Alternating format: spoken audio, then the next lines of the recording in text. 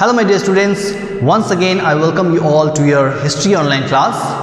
Again in today's online class we will be doing the continuation part of your last and final chapter from your world history, that is chapter 11, talking about Middle East, Israel and Palestine conflict from the year of 1916 to 1993. So if you have seen the first part of the video, we have seen about the topic like Balfour Declarations followed by Sykes-Picot Agreement, talking about the main background that how Palestine stayed as a homeland for the Jewish people, how they were being kicked and stayed as a minority people. Apart from that, even we saw that how the Israel had to pay Israel had to pay a lots of programs as well as methods in order to restore the country called Palestine for the Jewish people, and even talking about how Dr. Weizmann of Germany founded or established World Zionist Movement, and talking about the Balfour Declaration of 1917. But in today's second part of the video of the same chapter, we will discuss about different subtopics.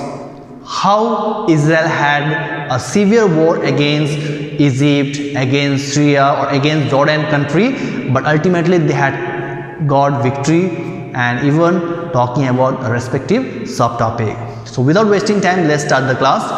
So in today's class, we will mainly focus on the topic known as Arab-Israeli wars from 1948 to Camp David Accord, that is 1978 to 79. So what are the interesting subtopics that we need to know in today's class at the same time that will be very much helpful for your board examination. So let's start the class.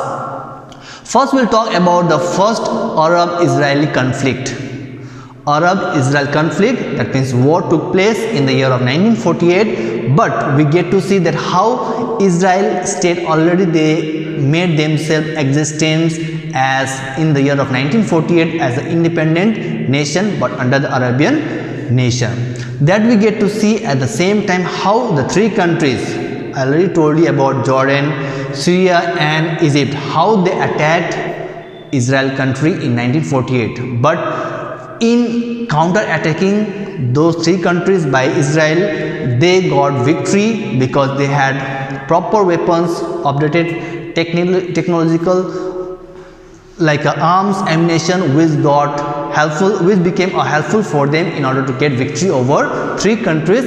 And we get to see overall the credit goes to General Valerian, who captured the west of Gaza Strip and River Jordan. We get to see, apart from capturing like River Jordan or Gaza Strip also, how Gamal Abdel Nasser, who was the president of Egypt nation, he wanted the eradication of Jews from Palestine. From Palestine, Jews are already eradicated, but at the same time, he never wanted that Jews would come back to their homeland called Palestine. So in that way, or new kinds of techniques or new kinds of methods as well as a program was also taken by Egypt country under this Gamal Abdel Nasser as a president, getting help from two nations called Syria and Jordan. Next we focus on the subtopic that is known as the Suez Crisis, that is of 1956. So in the Suez Canal we get to see in the first part also we have already discussed that how Suez Canal stayed as a route, as a connection between Africa and European nation. But at the same time we see here that how Colonel GA, that is Gamal Abdel Nasser, he wanted Arab unity and independence.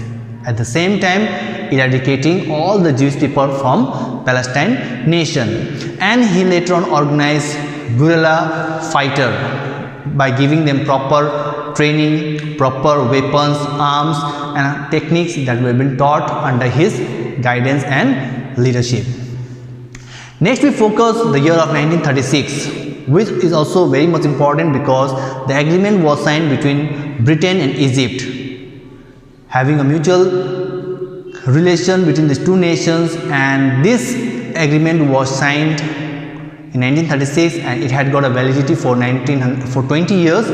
But after the validity of 1956 was over, when America again wanted to get to renewal, but Egypt, they denied to take any kind of such major steps, and later on Israel also took the help of France and Britain to go against Egypt nation.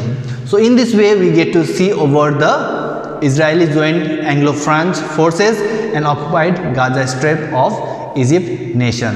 So overall in every topic we get to see that how Egypt stood as the backbone for the Arab nationalism, whereas Israel, they wanted a Palestine for the Jewish people. At the same time later on it was being helped by France as well as America nation.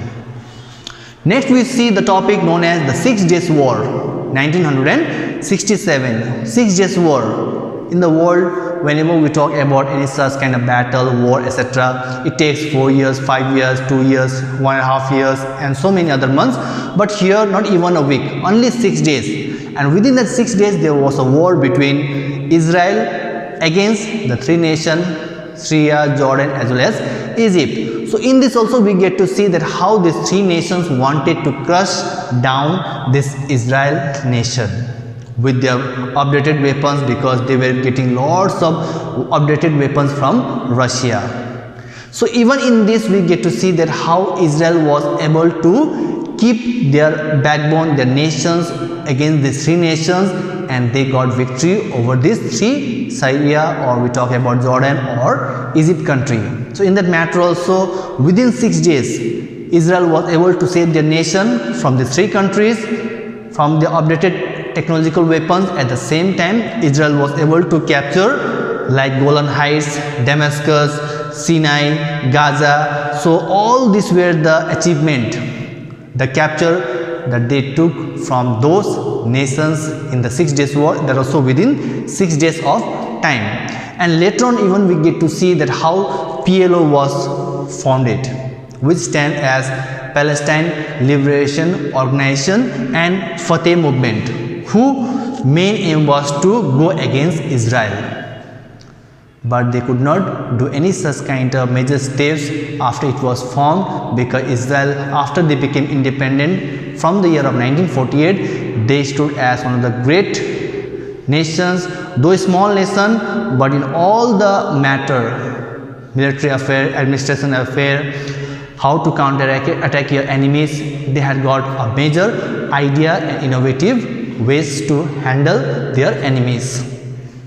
Next we talk about the subtopic that is known as Yom Kippur War 1973. So this is the Yom Kippur War. We talk about the year 1973. It is also known as a Day of Atonement. Why? Because we see that how Israel army counter-attacked the three forces, the three country forces like Syria, Jordan and Iraqi forces. But this time instead of Egypt there was Iraqi. And under this we see that how there was also a president after Gamal Abdel Nasser of Egypt known as Anwar Sadat, who was the president, who was elected president in the year of 1970, because he was highly educated, at the same time very great in thinking. He thought that many times Egypt waged war against Israel, but they never got any such kind of victory, and later on he wanted to have a good relation with Israel and went for a talk. That we get to see in the topic known as Camp David Accord 1979. So in this David Accord of 1979, Anwar Sadat, who was the president of Egypt from the year of 1970, he had a talk with Israeli parliament not to have any such kind of war, having a good relation, mutual trading, import and export business can be done by these two, Egypt and Israel country. After coming to this conclusion, finally Israel also accepted the offer that was given by Egypt under the president known as Anwar Sadat.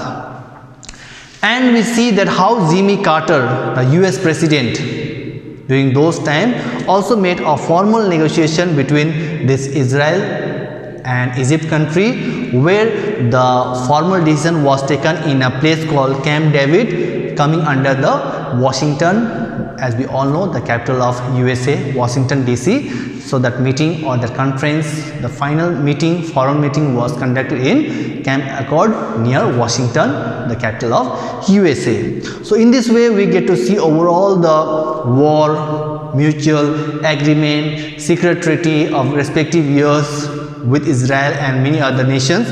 And the last and the final topic for today's class, as well as to complete your chapter with the syllabus, that is known as origin and the formation of PLO.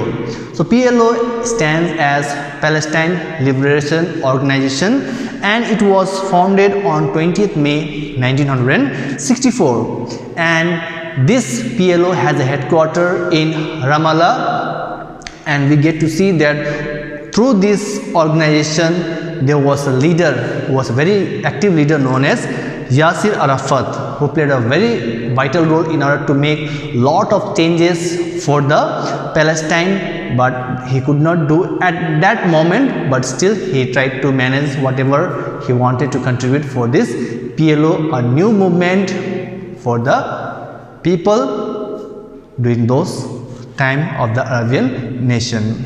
I hope you have understood the topic, the subtopic that we have discussed in today's online class regarding the first Arab-Israeli conflict 1948, followed by the Suez crisis 1956, third the Six Days War 1967, fourth Yom Kippur War 1973, fifth Camp David Accord 1979, and the last origin and formation of PLO 1964.